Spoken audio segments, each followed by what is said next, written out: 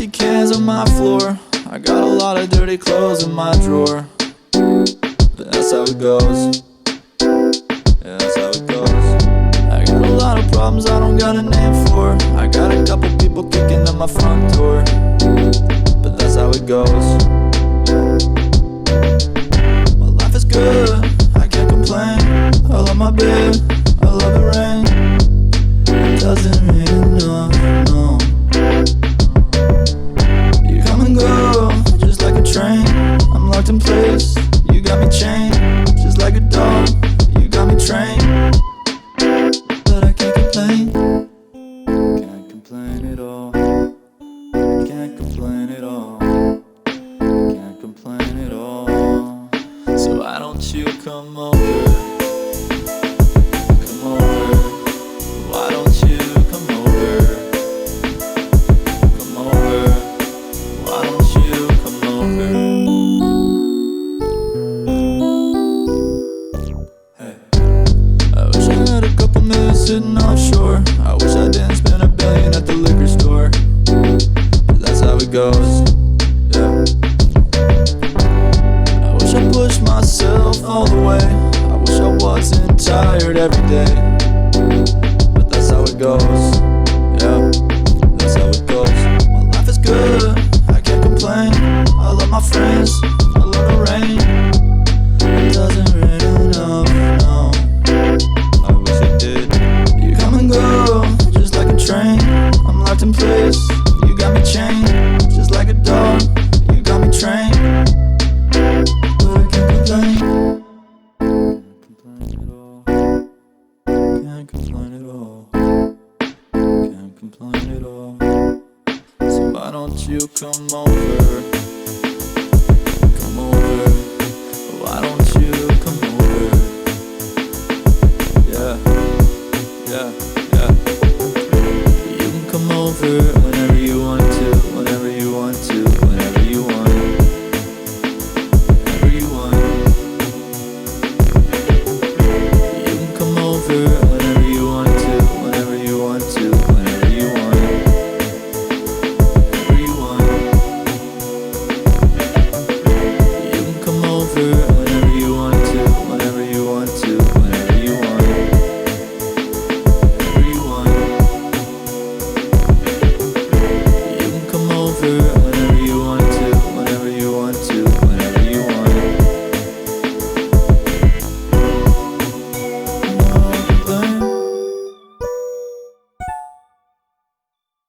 You just listened to Come Over by Matthew Watson. Come over. It's a Don't mind if I do. Well, you're already over here. That's It's a good track. It's from one of my favorite YouTubers, and so I was really excited to share that before it becomes blacklisted. It probably won't, but we'll see. So, welcome back to Lost in Translation. I'm DJ Gothunk. I'm DJ GeenLeen. And I am DJ BlootScoot. And we'll just jump right into it. This week we watched Birds of Passage, directed by Cero Guerrera and Cristina Gallego. I don't know if I pronounced that correctly.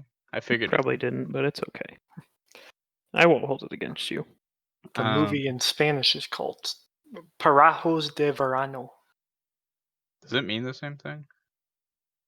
I think it's similar. I think I that think Verano Verano is means more spring. closer to Journey Verano than is Passage. summer in Spanish, I thought.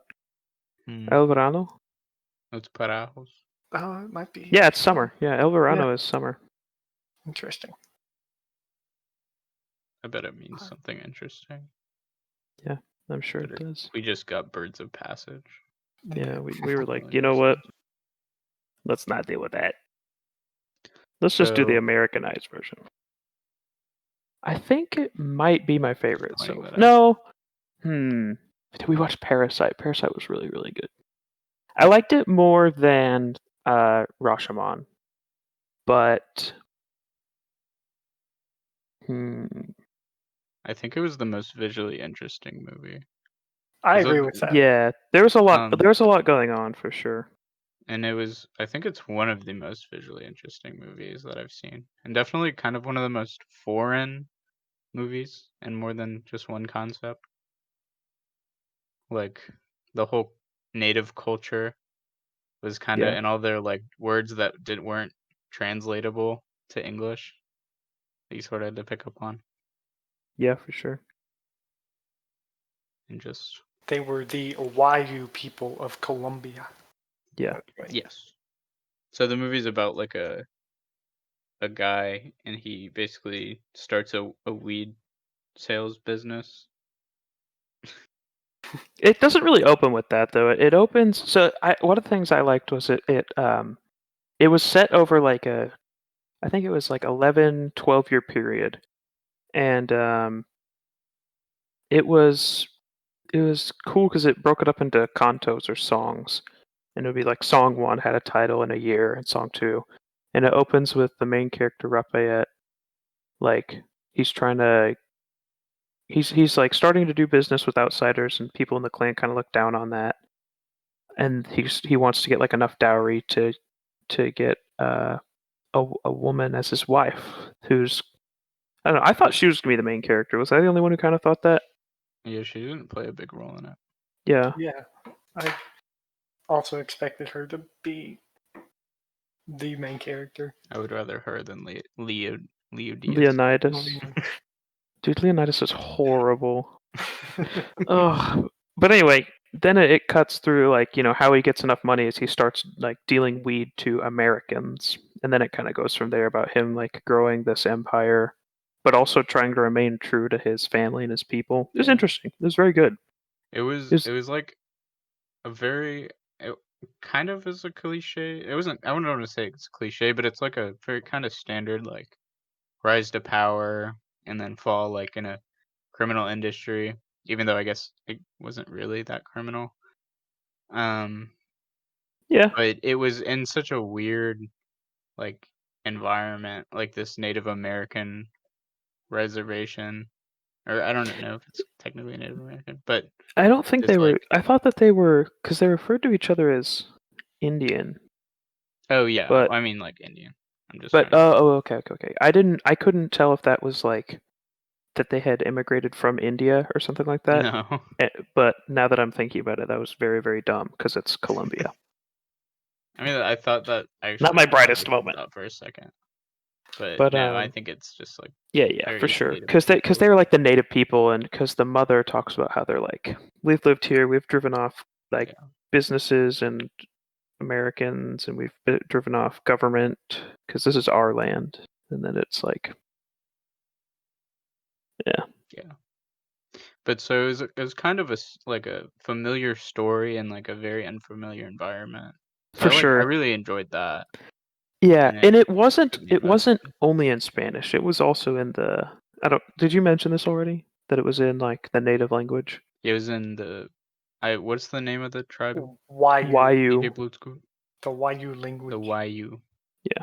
It was a, So there it was in a Wayuu big part of it language. was that language. I don't know if it's called Wayuu or something else, but then there were parts of it that were Spanish. Yeah. So it was interesting.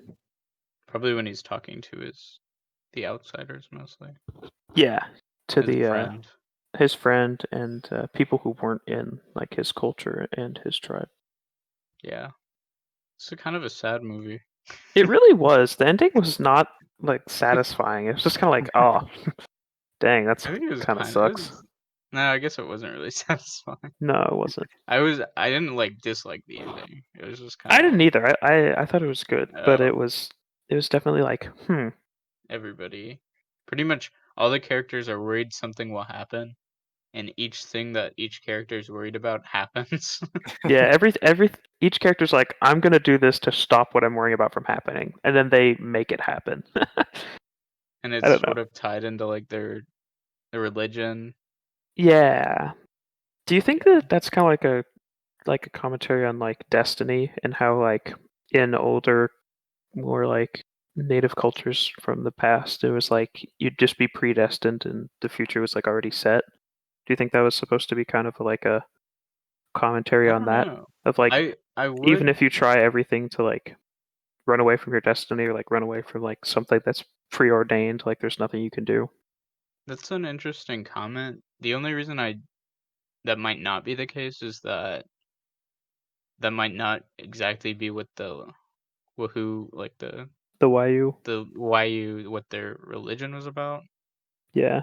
Um, Yeah, I do. because the I mother Ursula is like, she's not like, oh, I've seen it, it's gonna happen. She's like, I've seen this happening if this happens, so don't let it happen. yeah. Okay. So I think there's like this. There's definitely like a spiritual element. I For think it's sure. just again. I think it's like I was saying. It's kind of like one of the most foreign movies because it's not based on like Based? it's pretty. It wasn't. I don't know if it was based by definition, but it wasn't like based on like Western idea. I don't know. Well, yeah, Like it for was some sure. like really wild like native religion that I really have no idea like what any of them Yeah, do, it was and I have never learned about it. it was the native beliefs of like the tribe. And I think that is a hallmark of these directors is that their other big movie, which is also takes place in Colombia, also has to do with native traditions. So I think it's just part of it. It's just them sort of wanting to like put light on native peoples and their cultures, Mm-hmm. and they did it in the context of a drug trade, Yeah, which was for pretty sure. cool. It was exciting. I was thinking about talking about the kind of like the culture changes that kind of happen over time. Do you think that would be a good time to go over that? Oh yeah, definitely. Yeah. So, what I found interesting was kind of the when you open on the first canto, the first song of which is like kind of how the movie's structured. I think I mentioned that. The tribe, the Pushina, I believe, was the tribe that the main character and his like family were a part of, and they're like living in huts and very like native-ish like dwellings. But you kind of see like Western influence kind of creeping in with like the hats they would wear and the sunglasses they would wear, which I found very interesting. And Yeah. then by Kanto 3, um, they had moved from, or I don't know if they had moved, but they were no longer living in these like old native huts. They were living in like a semi-modern-ish house type thing.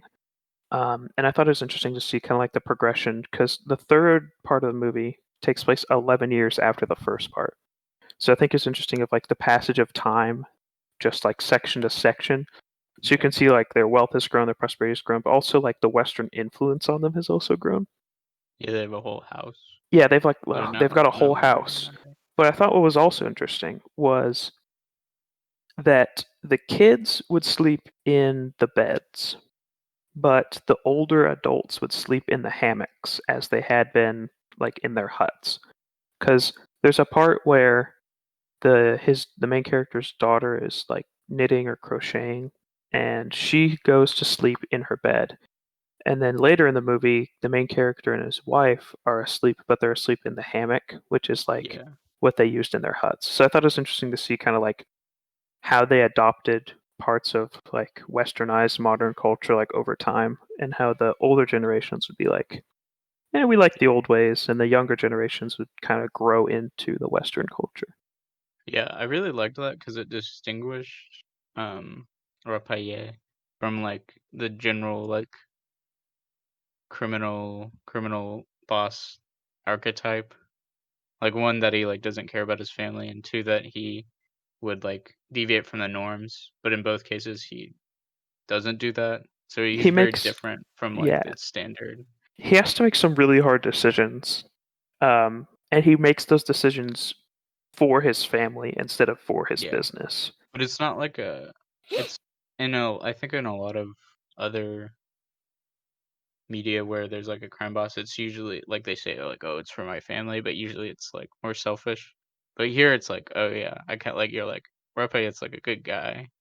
Yeah, by the end I was like, I don't know. I didn't ever think Repe was a bad person. Normally we would Yeah. think of like, oh, he's a criminal weed dealer empire, but it was like I think it was part of it is that it was just weed. It wasn't like he was like.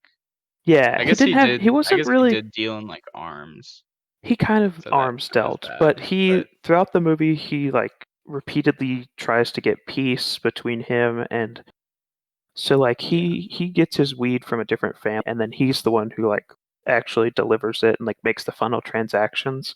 So those two families kind of depend on each other and some stuff happens that's like the major conflict of the movie that like sets them at odds with each other kind of.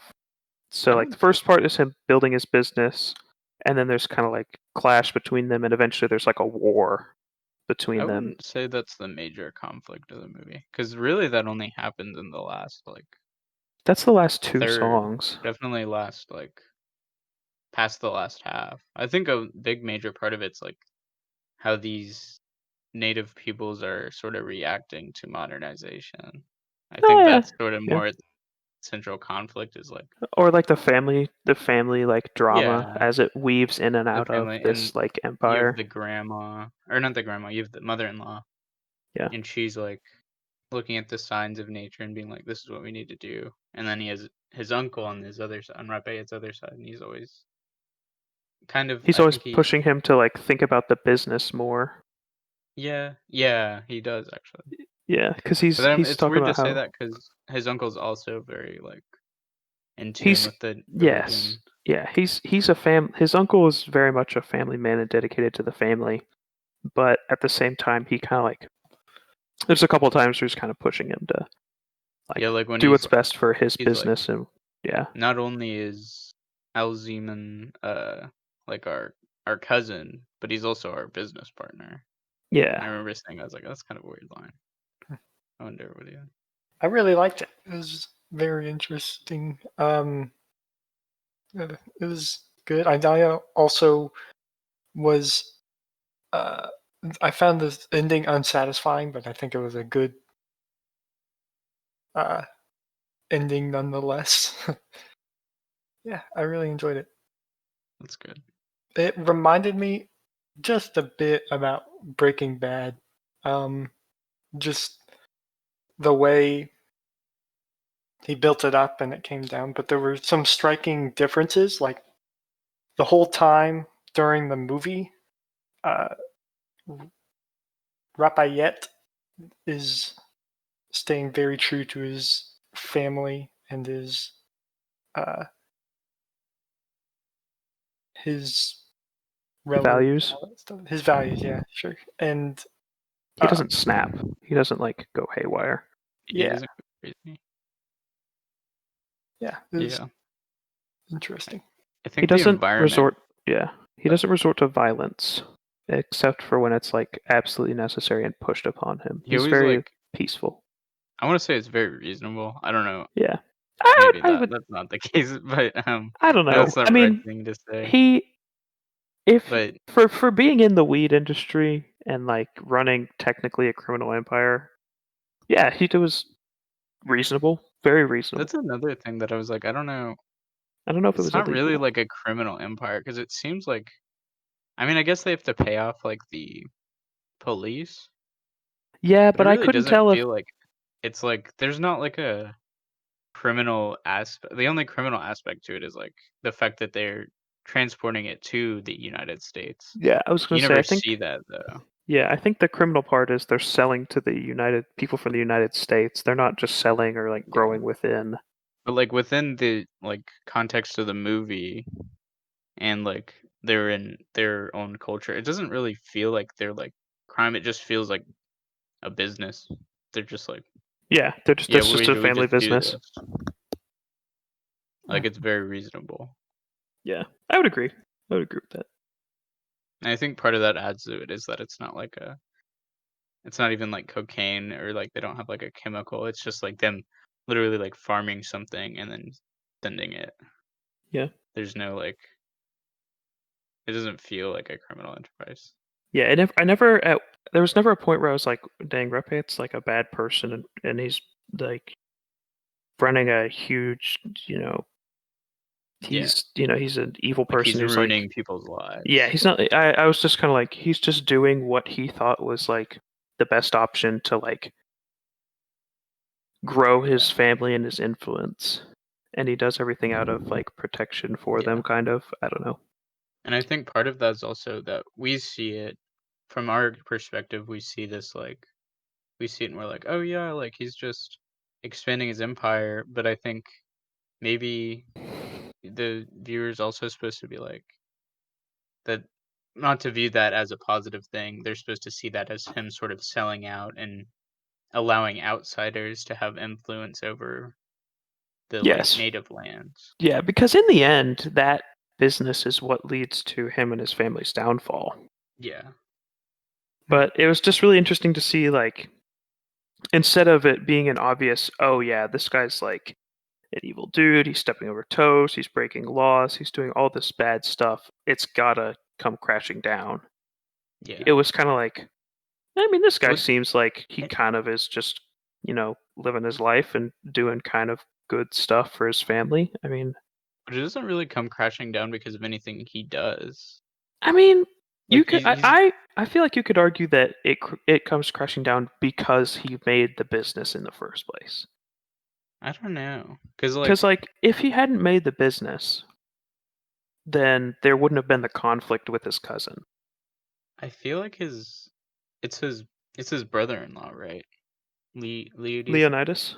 Yeah, I think we were calling him Leonidas. I don't think that's his name. It's probably It's just what we Leonidas. kept calling him. I don't But know. It's spelled Leonidas. Yeah, it is spelled Leonidas. I No don't know. accents or anything. It's weird because it's like I don't think it was. I guess it was kind of his like cockiness. He was like, "Oh yeah, like my brother-in-law runs this like huge empire. I can do whatever I want." Yeah. So I guess He in that had. sense it does kind of. But like the whole conflict sort of like began with him, and everybody Yeah. else sees it as like Rapayet and Leonidas are like connected. Like But the thing is, I think another reason why I would say that technically it's his fault is the reason why the families are in conflict in the first place, or like have the tendency to go into conflict with each other, is because of Rapayet. So Rapayet started this business with his friend Moises, and they go up. This is like when he's wanting to get his dowry, and so he goes to his cousin. He's like, "If you give me weed, I'll sell to these American hippies who are here." And it was kind of funny because they were like, "We're the Peace Corps. Say no to and they were like, communism." But it was just a no bunch of hippies. communism. It was kind of funny. And so they end up selling. He gets the money, he gets his dowry, and but then later he and Moises have a falling out, and that falling out leads to that his cousin, like a lot of his workers and people and family dying, like getting killed because of their falling out. So I'm trying not to spoil anything of the movie. I'm doing a bad job. But I feel like because Rapayet in the future, when Leonidas is doing stupid stuff and putting them in conflict with each other, he's like, we've betrayed Annibal's trust too many times. We have to make amends, like, again. And I think that goes back to like starting way before all this. Rapayet feels bad the whole movie.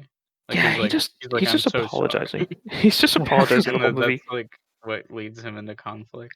Yeah, and he just seems defeated at every moment in this movie. Almost, it's sad, honestly. Like you really feel bad for him, and I never felt like he really deserved like what happens to him. Just because I always felt bad of he's such a, I don't know. But it seems like everybody in the movie did. Like it's like his. I think that was like a cultural difference between us. It's like pretty much everyone in the movie was like blamed everything on Rapayet. So Yeah, but he like, felt maybe part of it was like part of the reason he felt so sorry was that he was guilty. He felt guilty that he was betraying his culture. yeah. Final Yeah, I thought. think so. I think he was just guilty of like how his like he didn't like he realized that he didn't need to have this business to like save his family and have like a good life with his family, which kind of goes into like when he and his wife run away, I think. And he realizes that like he's brought all this pain and misfortune on his family for like no reason. Like they could have been living a happy enough life without all of this. And so he feels bad that he's like drug his entire family into something. But the entire time Ursula, which is his mother-in-law, is just like hammering him for doing anything basically. Like she hates him. It Yeah, seems that's like true. she's always like, you're doing this wrong. I'm advising you to do it this way. And she's kind of like, I don't want to say a shaman, but she